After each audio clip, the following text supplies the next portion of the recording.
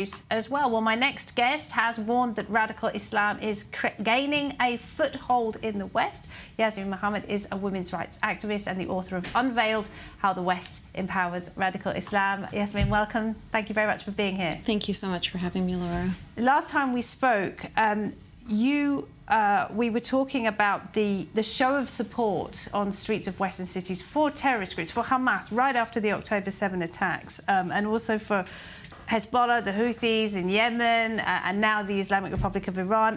It has only got worse, hasn't it? How has the West managed to kind of lose control of this? Yeah, well, they never actually took control of it, right? They've just been allowing these groups to be empowered year after year after year until they were so empowered they felt comfortable, screaming takbir in the streets of Toronto in celebration of Iran dropping missiles on Israel. And like you said, this is in the West, they've got, the problem of both Islamists and Marxists working together in unison, agreeing on certain hateful things, like obviously anti-Semitism, and also just being anti-West. Right, I mean, people burning American flags in New York City, of course, where the World Trade Center was destroyed. Yeah, it's crazy that these people are anti-Western values, yet they're supporting groups like Hamas and the Houthis and Iran. Like, these people would say that they are, that they are going to support LGBT or support women's empowerment or, support equality and freedom and all of these different things that they purport, as progressives that they support, yet they go ahead and support groups that are the exact opposite of that, queers for Palestine or strippers for Gaza. Like, they don't realize that you are the antithesis of what Hamas and Hezbollah and Iran, in Iran you can be imprisoned and you can even be killed in some cases over a cloth on your head, or over drinking alcohol or over having a boyfriend or a girlfriend. How are they championing such barbaric ideologies? Yeah, right. And a bit closer to where we are now, last time we spoke, you said it's very important for people not to conflate Gazans with Hamas. You, of course, yourself were born in Gaza. My father was. Your father, I'm sorry, was born in Gaza.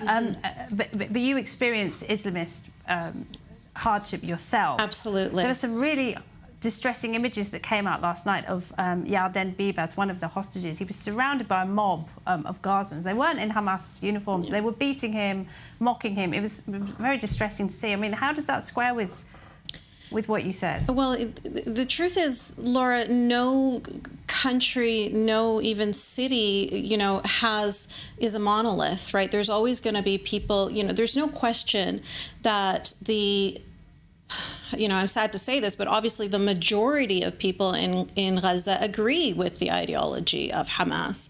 But there are people like my dad, who I was mentioning to you before, who really have always been pro-peace, have always been, pro both groups of people, Israelis and Palestinians, living side by side in peace and harmony. But he had to leave, obviously. I mean, do you think the people who want peace are just giving up and trying to get out? In some ways, yes. And even in the diaspora, even in Canada, he had his YouTube channels and he had his Facebook, channels and all that stuff. But he was still being attacked. He was still being called a traitor. He was still being accused of being a Mossad agent, et cetera, et cetera. So it is very dangerous to speak up when you don't support Hamas, because they are a terrorist group and their supporters are terrorists and terrorist supporters. So it is very scary to speak up against them. So it's really hard for us to know exactly how many of them are against the ideology. And even if they're not against the ideology, it's hard for us to know how many people in Gaza actually just hate Hamas, maybe they recognize how the leaders of Hamas are all, living in Qatar and billionaires. People who speak out are killed. We've seen evidence of that. And yes, just real quick, Yasmine, are you hopeful for the future when this war finally ends? Well, Laura, to be honest, you know, after October 7th, I said, well, you know, I'm actually glad my father isn't here to see the destruction of his homeland, because I knew this was the end of Gaza. Like, there was no way that this independent state that he had dreamed of was ever going to come to fruition. Like, that's it. It wouldn't even be fair to even ask the people of Israel if that was an option. But I do see that there could possibly be hope if we were to support the young secular people in Gaza who really do want to have a free state instead of the West supporting groups like Hamas. Yeah, all right, absolutely. Yasmine Mohammed, thank you so much. My pleasure.